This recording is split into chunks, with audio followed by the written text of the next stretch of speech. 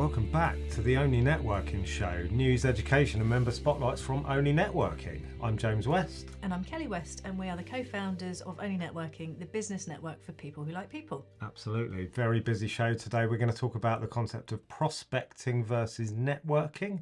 We've got a new networking gem from Kelly. We've got a very special guest with us today, Melanie Johnson. You are let me just check what I've written, social media and content coach. That's right, yes. Mel, welcome to the show. Thank you for having me. It's great to be here. You're welcome. We will interview you formally later. Prepare yourself.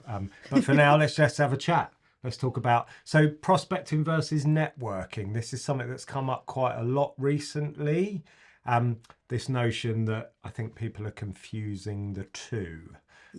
Because very easy these days to prospect. So what I mean by prospecting and the confusion is that you can go on LinkedIn, you can connect with people very quickly, you can send messages, you're effectively cold calling. It's a little bit more precise than that because you can check people's profile and job titles, etc. And of course, at volume, just like cold calling, you will get a level of success, probably, as long as your proposition is correct. But that's not networking. What damage are you doing to your reputation, first and foremost? It does seem to be a lot of young people. I think they're being taught this because they're reading articles or watching videos that, yeah, look, online you can just hit lots of people in one go. What's it doing for their long-term reputation? Yeah. And the questions, particularly for you, Mel, is that LinkedIn ain't really going to want that to carry on, are they? This practice of people just connecting and then sending a big sales message. We've seen it before, haven't we? Social media platforms. Yeah. When there's a behaviour that becomes rife that damages the platform, they will eventually action it, shut it down, and sometimes even ban accounts. Yeah. What's your view on this? Well, the thing, we're already seeing a crackdown across all the platforms for that type of behaviour and any behaviour that's deemed to be, seen as poor practice or prospecting, as you say. I think prospecting is very different from networking. I mean, the amount of emails that I get where they've scraped my details from LinkedIn, they know nothing about my business, my requirements. Quite often, they don't even address me by name. And those are not things that I'm going to respond to. But I think we saw, particularly over the course of the lockdown, a lot of people having their Instagram and Facebook accounts shut down. I think the issues with that was one of them, I can give a really good example, was quite a big hotel in Oxfordshire where their account was shut overnight. I have no idea why. What that meant for them was, firstly, they were using it as one of their main forms of marketing. You don't own those contacts. They are owned by the network. So you instantly lose access to that, access to any messages or any content that you might have had. It also can create a bit of mistrust, I think, because unfortunately a lot of people trust Instagram and Facebook more than they trust brands, and consumers don't understand what's going on behind the scenes. So suddenly they think that their account's been taken away, so they must have done something wrong. So, as well as the kind of verification and security in place to stop that happening, you also need to make sure that you're doing other forms of marketing, including networking, not just prospecting. So that database is yours, whether that's through email marketing, clients, or people that you've kind of reached out to within your wider network. When it comes to LinkedIn, I mean, they have very tight restrictions about what you can and can't do within the platform, which is why we don't see the level of fake news or bullying on there in the same way as perhaps you would on Twitter, although they're cracking down on that. But there's things that they look out for. So if you're using an automated service, so you're looking at hundreds of pages and accounts very, very quickly, they can pick that up. They can shut you down because they don't like third-party automation for that. If you're sending out a really high volume of messages to people that aren't within your first degree connections or second degree connections, that can also be picked up. So, there are very strict filters within place. And of course, posting dodgy content is not going to help you in any way. And there's a gold rush right now, isn't there? LinkedIn's kind of the hot social media, and particularly in terms of business, there's an opportunity. People are going to try and exploit that, aren't you? aren't they? What's your view? Prospecting versus networking. You're obviously a fan of networking. Oh I yeah, would hope. massively. Imagine if I said no, that'd be great. This always reminds me of Jim Culverwell, and he did a blog, didn't he, ages ago, about are you a hunter or a farmer networker? So similar kind of prospect, isn't it? What are you actually going out there to achieve? I get it, and I understand the mentality of the person that's doing it, and I do, I think it's quite close-minded, but I also respect the fact that that's the way they want to do it, and they're going to do it regardless, and they're not really going to listen. And I know they will get a level of engagement or interaction from it. My thing is, the world's changed so much, and it's changing so quickly, and it's ever changing more to relationship, not transaction. Yeah. So I just think you stand out so negatively now, and I just think if I would play that a year, I've certainly not had as many of those messages or conversations with people. And if I do, I mean, we're in a good place to be able to convert that. I would say 2% of our network has come off the back of a sales pitch off of LinkedIn. And I've gone back and said, no, I don't need what you do. I'm not really sure you've looked at my profile, but if you want to come and kind of intro to other business owners, come along to ONLE. Yeah. So it's a great kind of conversion tool for me, but it's definitely slowed down. And I think I was talking to another member the other day about this. When you get so slammed by someone and then you kind of go back to them and say, oh, I'm not sure we should be connected because I don't really do sales this way. And then they come back and they argue with you. Yeah. Yes. That's my problem. It's like, I've kind of given you the heads up that I'm not enjoying this conversation, but I'll stay connected with you. But I just want to say, oh, that's a little bit too much for me. And you're coming back to me going, yeah, but I'm right, because this is the way I do it. And why did you connect with me if you didn't expect a sales pitch? That's, to me, is a little bit muggy, and that's a little bit, I'd like to see that end a bit more. But then that's probably very topical because I think everybody's got an opinion at the moment. I think it is very topical, but it's also, again, that outside of prospecting and networking, it's how you manage people. I mean, my background is in sales and business and marketing and business development. And I was always taught the more consultative approach. So you find out, you do your fact finding first. Yeah. In the same way as you would at a networking meeting, and then you build that relationship, and over time you might reach the point where you can sell to them, or they already want to buy your services, or where the key comes in is actually that person feels that they can refer you because you can trust it. They can trust you, and I think one of the reasons that I see people making a mistake is that they're doing a lot on social media, and we'll probably talk more about this later, but they're not actually doing anything else to back that up. And if you are selling a higher ticket item, be it something that isn't £40 or £50 a month, but actually people have got to invest time, money. Coaching is a really good example. People are not going to buy that off one or two social media posts or you fishing out for emails because they need to get to know you. Yeah. And you bludgeoning them with messages is probably not that healthy, is it? It's really this, and again, there is absolutely a place for prospecting. There's loads of tools, cold calling through phone absolutely will work, but don't confuse the two. Don't think that prospecting is networking, because what you're doing reputationally is you're probably burning a lot of bridges. And we've talked about this before, haven't we? Networking, never cut a branch of your network unless it's toxic. Yeah. Because you don't know. Jim Culverwell, again, is a great example of this. So Jim Culverwell, the blog you're talking about, is the hunter or farmer. Are you at networking to hunt for leads, or are you farming relationships for longevity? Jim is a great example. He's a commercial property advisor, so he'll help people move into commercial premises, advise on that. He'll tell you, I'll sometimes meet someone and 10 years later, that suddenly they're looking to get a property, or they know someone that's got a property. I think of Jim Culverwell. And that's why you should never assume someone can help you or not. And that's why you should never cut branches. That's the difference, isn't it? That might lead into the networking gem later, I feel. Don't jump the gun. No, I won't do We've got that. other stuff to talk I think about. I think the two just, you have to look at it as the two join together, essentially.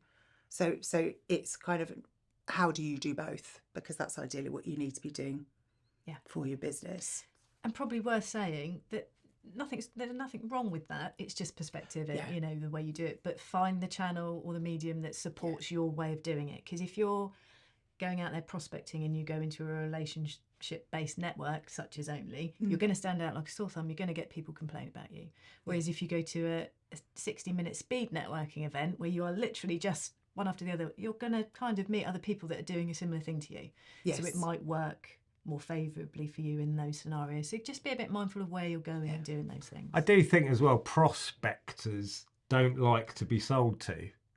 True. And that's part of the problem, isn't it? You know, if you try to turn it on some of those people and they'll go, well, I'm not here to buy from you. I'm here to sell at you. Yes. Imagine if everyone was doing that, there would be no concept of networking. It's just a cold, let's just throw stuff at each other and no one's looking to buy. Yeah. There's a networking lesson in there as well. Yeah, and I do think recession, you know, whether we're in recession or not, I think we're in for some tough times. It leads to desperation. Yeah. And I think that's when people start getting silly and trying every tactic. You've got to go back to basics, haven't you, with your networking? Yeah, goodwill again, isn't it? It's forging relationships, friendships, partnerships. You know, can you work together to move both your businesses forward? That kind of thing. You know, it's not all doom and gloom, is it? Because there are plenty of businesses out there that will do well in that time. Yeah. But yeah, it's just being mindful of the environment. I think my final point on this is that when times are hard, people will spend money, but they just want to be comfortable that they're spending money and it's going to get value. Yeah, I think that was one of the things I think as well is sort of really thinking about is that people quite often don't buy on price. Yeah. It's that emotional connection. Yeah. And that is where your networking is invaluable, particularly at that time, because as well as getting collaboration and support, you know, people get to know you and they make that and they can make that emotional connection with you quite quickly in terms of whether you're, or not necessarily quite quickly, but whether you might be the right person for them.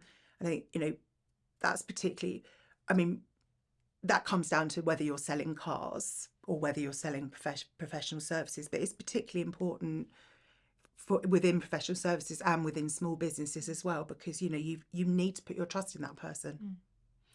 It's such a good point, isn't it? How many times have we, because, you know, let's face it, any business service that you may want to buy at some point in time, there are almost limitless suppliers available to you. And you probably know hundreds of each of those categories anyway, if you went into any depth of your network. How many times have we said, oh, we'll work with them because we like them? Yeah.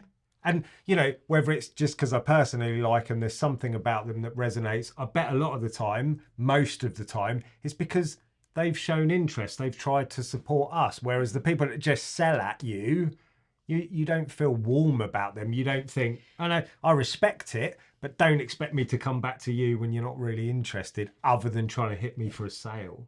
I think also just bear that and play that back a little bit. So that's kind of happened this week, isn't it? So I've taken on somebody to coach me personally. I've never wanted a personal coach. I don't know why I want one. I've just met this person, really like them and want to see where that journey goes. Had the first session and went, I don't know why I'm here. I'm just going to go for it and see where it goes. Because I really genuinely feel like that person was brought to me at the right time without being really woo-woo. Yeah, where's this going? Who are you? This is a whole new thing. We were talking about this outside. Yeah, exactly. It's the crystal. It was the crystals, definitely, yeah. But I think it's not just about spending money with someone. So in that instant, yes, I've gone the extra mile and I've spent the money and I've committed to a time period of working with this person and I'm really looking forward to it. But other people in your network that you don't necessarily need the services of just yet, that you really get on with, you might have a one-to-one once a month with. You might go and meet for a coffee. And it's the same thing, isn't it? You just want that person in your sphere because you know that they're good for you some way. They might be a good connection for your customers or your colleagues, etc. But you just need to hold them a little bit tighter than just meeting them once a month on a call. Recession tips. I'm going to ask you two. So let's just assume there's a recession. Tabloid journalist in me. It's already happening. I think particularly through networking, it's a time to be not panic. Just get your messaging very clear, very concise. Who do you help? How are you going to help them? Give them a price guide. You know, is it going to cost me 10 quid or is it going to cost me 10 grand? If you don't tell me, don't expect me to find that out. And don't panic, do your follow-ups. I mean, we see this all the time at networking that people say, oh, I'd like to have a one-to-one with you. But then the recipient of that request is waiting, or they'll say, oh, I want a one-to-one, and they're waiting for the person that they've said they want a one-to-one with to do it. Put the effort in. Yeah. Do your follow-ups. It's really easy to want everything to fall in your lap, but you have to work a little bit harder. You know, I know I emailed you last week, but just wanted to check, did you get the quote? Because often it's not because they don't want it, it's because they're busy. Yeah. Because Yeah. we all are busy. So I just think keep your nerve, get your proposition right, and to go back to the basics. So Yeah. you guys got any recession? I kind of echo what you say, and I think also it's that panic factor, isn't it? It's the take a breath. We've had a few conversations we were talking about there earlier. Getting people to commit, it does feel like that the time frame for that is kind of expanded a little bit. That will be partly summer, partly what's going on, but I think it's just being mindful of your process. You know, when you give a quote to someone, do you follow up with it? Do you tell them when you're going to follow up with it? So you've actually got a date that you can go back to them and contact them, because a lot of us go, oh, I've left it a couple of days, should I? Whereas if you dropped the proposal on an email or however you do it and picked up the phone and either talked to them or left a message and said, look, is 7 days enough? I'll contact you on the 15th of September. Is that good for you? They've given you permission to follow up. Yeah. And it takes a lot of that pressure away, doesn't it? So I think it's just hard as it may be sometimes, deep breath. Yeah. And make sure you've got all of your flow and system. I think one of the things that's important here as well, and this is outside of recession, is that people need at least 7.7 points of contact with you before they buy. Yeah. It's probably more than that now. They don't know the definitive number because we have so many different touch points. Yeah. So I think the key here is to really it's probably going to be more of that at the moment. Yeah. So just because somebody's not in that position. And also I think sometimes we have this thing where somebody says no, and we sometimes think, oh, it's too expensive, or they're never going to buy. And actually quite often what they mean is not right now. Yeah. So, you know, I think do keep following up. And I think also for a lot of us, I know we've all got bills to pay, but, you know, I think sometimes seeing those quieter times can be a bit of an opportunity. So what are the things that you could actually work on that perhaps you've been putting on the back burner or have really fallen down your list? Because I know from personal experience, and we've all got them. So, especially after the summer holidays. Oh God, yeah. I think the key there is just communication, isn't it? Yeah, you know, and Talk. asking the questions. If you don't ask, Yes. we talked about this again a couple of weeks ago, but ask the prospect, what can I do to help you make this decision? You know, and let them answer and get that next stage over the line, because quite often it might be something minor, and if you're in a good network and you've got a great network around you, that could be a referral opportunity if there's an outside factor that actually needs solving before I can go along with this thing. So that in itself is a good networking opportunity. Very good. Well, we've solved that. That's all you need to know for that part. Let's move on to Rob's fancy animation. Perhaps we'll do something different. What would you like? Like spotlights? Hearts. Oh, hearts. Sorry, Rob. Just First made- thing that came into my Planets. head. She wants planets. Oh, don't do planets. Kelly don't like space No, I stuff. don't like space. But anyway, over to you for your networking gem. Yeah. Go on, I need to know what you were going to say. I was Mel. just going to say, you know, my husband's obsessed with, like, you know, and one of my friends is like, I'd definitely pay all that money to go into space. And No, I wouldn't either. we'll stay at home. We'll go and sit on a nice beach somewhere. That'd be fine. That'd be fine. Roll space rocket animation, networking gem. Go, Kelly. Brilliant. Yeah, so this is actually quite timely into what we were saying. So this morning I was very lucky to attend a networking meeting before I came along here. So not one of ours, BFN. It was a Bristol-based networking group online. And I have to say, I thought it was amazing. But what really stood out to me was that for the first time in a long time, I got to see it from the outsider's perspective, not as the host. Nice. So I furiously wrote down lots of different things because I thought there's lots of things here to be able to give you guys as tips for moving forward. But kind of tying in this hunter-gatherer prospecting versus networking thing. 23 people on the call. I wrote down who everybody was and what they did as they were speaking. 6 people said, "Hi Kelly, lovely to have you here," openly in the chat, and I replied to say thank you to them openly to everyone as well.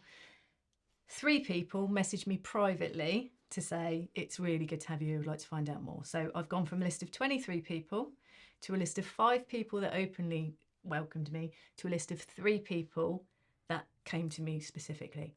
When I do my follow-ups, who am I going to go to first? I'm going to go to the 3, aren't I? Yeah. So I'm going to go to Because those. they've made you feel comfortable, haven't They've they? made me feel welcome, and I felt incredibly welcomed. Host was great. Thank you, Phil. That was good. But my point here is not every member needs to reach out to a visitor that's coming along to a meeting. But boy, do you stand out when you do it. You know, I could tell you the names of them now. I couldn't probably tell you the names of the other people in the room. Another lady that was on the call mentioned that she likes knitting. Well, I've started up knitting. So who's number 4 on my list to contact? Because she stood out to me because she shared a little bit more. So my perspective here is we take it for granted, particularly if we've been a member of a group for a long, long time. So just make sure that when you've got a visitor in the room, at least welcome them openly in the chat if you don't think that there's a synergy there that you want to take forward. But if you do want to get to know them more, absolutely reach out to them personally, privately in the chat, or send them an email. I did actually have another email when I opened after the meeting, and somebody had emailed me privately to say, I'd like to chat to you. Makes you stand out. And also, you're playing on the fact that is anyone ever gone to a networking event for the first time and not been nervous? Probably not. It's nerve-wracking, isn't it? Because suddenly all these people know each other, and I bet you were nervous. So the people that really go out of their way to make you feel welcome, goes back to what we were saying earlier. You've immediately built a bit of goodwill, haven't you? Or they've built it with you. So it is, rather than just going through the motions of, I'm going to say my piece, you're plugging into that. It takes nothing to be nice to someone and to be friendly and welcoming. And, you know, you shouldn't be in any networking if you're not prepared to be kind of open to a relationship and a two-way conversation, at least a hello to somebody. So I think that really stood out to me today. So thank you to those guys. It made me feel welcome. That sounds great. Well, there you go. That was a very concise networking gem. One appear in the corners. You just never know, do you? Fantastic. Okay, it's your turn now. Okay. Mel. More. Well, look, I've got to read this bio. I write these things and then I think, who wrote that? Melanie Johnson is a social media and content coach. Her business, the Sussex Social. It's actually longer than that, isn't it? No, it is the Sussex Social. But I good don't name. just work in Sussex anymore since the pandemic, but there you go. Yeah. Sussex, yeah, good point. It's a digital marketing agency which helps businesses clearly communicate and profit, good word, from their social media activity. Mel has extensive practical experience overseeing marketing and social media projects and activities for a range of businesses. She's also a keen traveller, I have adjusted this, who once spent 9 months in East Africa. We'll ask you about that in a minute. Mel, welcome once again to the show. Hi, Good great to to have be here. Good. We're going to start with your tour of Africa. Okay. Well, it was so it was quite a really long time ago now. I was very young.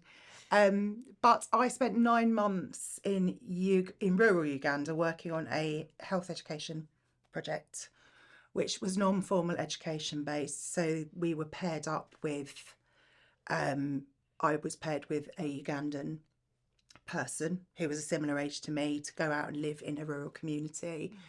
And the idea was that you were affiliated with a school where you would work with the children within the school and the community to educate them about health. So HIV at the time was obviously the fundamental thing that you were educating people about, because at the time Uganda had the most successful HIV program in the world, and that their rates were dropping, and this was all through education. But what non-formal education techniques do is that it's much easier for people to relate to these types of things, particularly if it's coming from a peer, someone who's a similar age to them. You know, there's their teacher telling them not to do this, to abstain from sex, whatever they might need to do, doesn't quite wash as well as somebody who's a similar age to you. So it was kind of all around that. So I was in a rural area, and then I did some travelling around Kenya, Uganda, Tanzania and Rwanda afterwards for about 3 months on my own, which had its certain challenges. I can imagine. Yeah.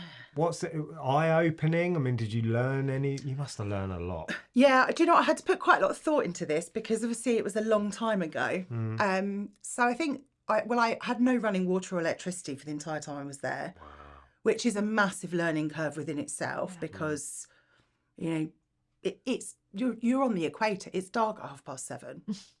So, you know, they're quite kind of long, quite drawn out evenings, but also you have to fetch water. You've got no washing machine. You know, that's quite challenging in itself. But I think one of the things that really stood out to me was that when I was leaving, one of the school children came up to me and he said, do you eat matoke, which is the green bananas? They call it like plantain, which is just their staple diet. Do you eat rice at home? Do you eat something else? And I said, no. And he said, well, what do you eat? Because there's no TV at this time, no computer. So actually a lot of what we want is what we can see. So wanting to go on a fantastic foreign holiday or have a 60-inch screen TV, people don't know about those types of things. So actually they're much more, they're kind of happier with what they've got, which is quite an interesting learning. And now we've got to talk a little bit about businessy stuff, which sounds a bit trite, but I do wonder if, your experience in social media, the fact that you've got that grounding helps you kind of see it for what it is rather than being, because there is a big problem with social media and business in particular, that people get blinded by it and sucked into it. Is that, because I want to ask you, why do you hear so many business owners say, social media, I'm doing it, I'm not getting enough likes, I'm not getting a result? What's going wrong in your opinion? Well, firstly, I mean, there is no one size fits all approach for every single business. So I think it's really hard to identify specifically why your business might fail or you might feel like you're failing, because actually quite often what I see is people feel like they're failing on social media, and actually quite often they're doing a better job than they think. What they're not doing is instantly converting sales. And I think the clue's in the name there. So social media, we're not just bombarding, or we shouldn't be just bombarding people with content and posts and hoping that they're going to buy. So I think crucially that's one of the mistakes that businesses can make. They don't have a kind of content strategy or a strategy in place. So they do what is kind of broadcast approach. So we'll do Facebook, Twitter, Instagram, LinkedIn. Oh God, we need to think about TikTok, but they're actually not looking at what that gives them as a business, what the measurable results are, and whether they need to be doing everything. So then that you become really overstretched and time poor. And I always think that then leads to inconsistency, which leads to lack of visibility. And then you get demotivated and you just don't do it anymore because you've tried to do too much all at once and you don't know what's worked. So I think that can be a really common problem. Someone said, we'll go back to that, Mel, but someone said on the call that I was on this morning, and we talked about marketing because it's the topic for this month, and they said, oh, my advice would be get on TikTok. I've got a client who's just got 1 million views on TikTok, so you should all get on TikTok. And I'm kind of sat there like this.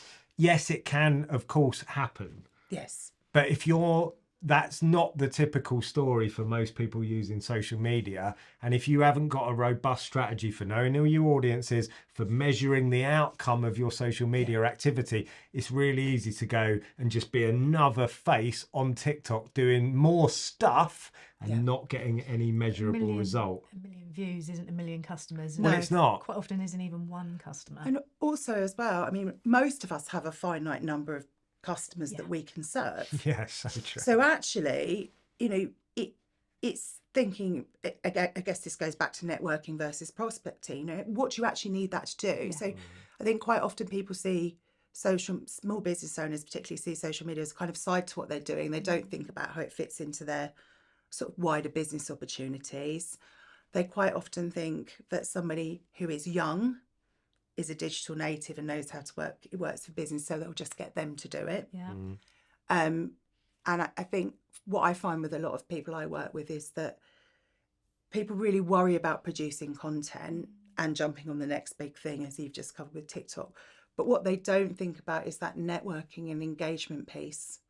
So actually, is my time better spent building relationships with people and businesses within those platforms that not only I want to work with, but have people within their network that could be interested in me and what I do or could help me. So, and then a lot of people find that really awkward unless they have the time.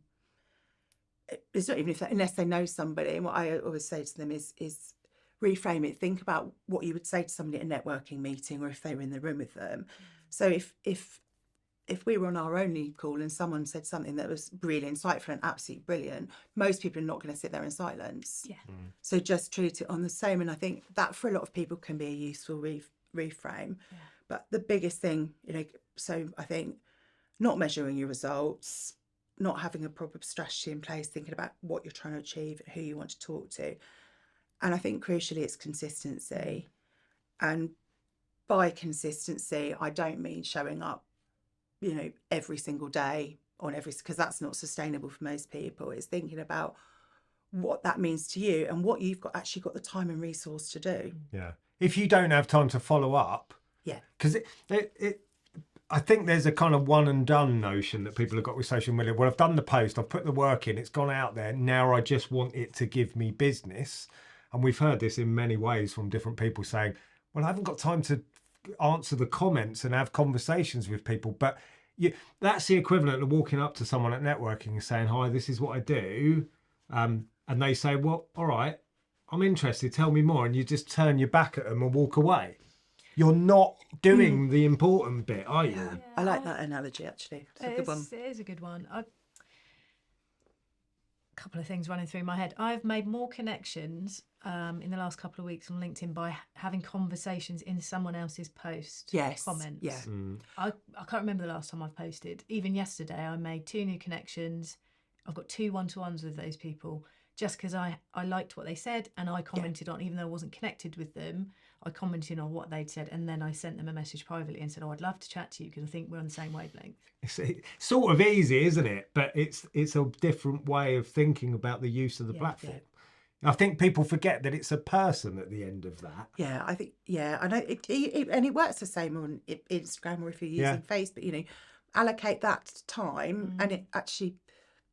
It used to be much more so that a case of people do it when they're travelling on the train. Of course, we're all commuting less, but it's really important to just carve out that time in your diary to actually go through and see. And as you've just highlighted, Kelly, what that also enables you to build relationships, but you get in front of more people that could be valuable to you, or you could be valuable to them, and just helps you to grow your network. Yeah, absolutely. It's a lot more fun. It is fun. Yeah, it really is fun. It is. And you also get to know the people you don't want to connect with if you're really playing. Very good point. I know one thing you've talked about before, Mel, you've commented in meetings. People ask this all the time. How much should I share about myself as a person? What's your view? I think so. We've seen a real shift in marketing in the last, 20 years, probably accelerated in the last 5 when we, this whole kind of terminology around personal branding and things like that has really come to light. I think we, as humans, we are all wired for storytelling. Like it's traditionally how we learn, and that's what resonates with people. British people are not really wired for storytelling because we're like, oh God, no one wants to talk about me, I'm boasting type thing. So I think, firstly, how much you want to share is very personal and really individual, because not everybody is comfortable with sharing everything. And actually, sometimes I think those stories aren't always ours to tell, particularly I think if you've got older children, for example, they might not necessarily want things about them splashed about on social media. If you're talking about employees or client experiences, that might not be your story, even though you've been part of it. So I think it's important to be mindful. I think so it's a case of sharing what you feel comfortable with and what is important and relevant to your audience, but also at the same time not really overthinking it. And I think sometimes when we talk about story, because that's essentially what it is, people think, oh, I don't really have one, or nobody cares about me. And actually that's not true. We tell stories all the time. You've told a story about your networking. We've talked about climbing, we've talked about all of these different things this morning. So actually, it can be really as simple as, okay, I don't necessarily want to talk about something massively personal. Okay, so talk about how you overcome a business challenge that you've come up against, because that's probably going to be relevant to a lot of your network. Things thinking about things like, why did you start your business? How did you get started? What do you really enjoy doing? Sharing all of those anecdotes, I think, can help you build that story, but without it being too personal. And also, if you are in a larger business, let's face it, all of the big brands that we know. You love them or hate them, Apple, Tesla. We know who their CEO is and their senior leadership team, and we feel like we know them and we have a relationship with those people. People by people. But so I think if you are a slightly bigger organisation, you also need to do the work to get your employees on board, but obviously not necessarily sharing some of the things that they might deem to be appropriate. So I think it's a really fine line, but I think ultimately it comes down to what you feel comfortable with. And being comfortable knowing that whatever you do, you will alienate someone. Yes, I think that's absolutely key. You know, part of our story is that we were networking on our wedding day, so I tend to post about our anniversary. And I know for some people, they'll go, why has he put wedding pictures on there? Fine. Yeah. Absolutely don't have a problem with that. And I respect the fact that you only want to see professional content. But for me, there is no difference between those two things. That is part, I wouldn't share everything about my life, but that is part of the story of us and our business. And also, I think if you are going to share stuff that is particularly personal, be prepared to be able to talk about it. Yes. Because I do get fed up with, it doesn't happen so much lately, but people that will allude to something, but then you might engage with that person to either offer sympathy or further that conversation, and they'll shut it down because they don't want to talk about it. And it's like, but you've kind of put it out there. Yeah, I think that's one of the things that if you are thinking about what you want to share as part of your story, which obviously I've just shared quite a lot, is that you have to be mindful that if it's something that triggers you, Yes. that if it's going to trigger you when you're talking about it, it's probably going to lead to wider conversations, because actually the personal stuff does tend to open up So true. bigger conversations, that you then have to be kind of prepared for that. So if it's not something that you feel happy talking about, then just Don't go there. just park it. You know, people don't necessarily need to know everything about us. Cracking point. Thank you, Mel. That's okay. Some great stuff there. Thank you, Kelly. Welcome. And this has been the Only Networking Show. Please like, subscribe, comment, and we'll see you again next month.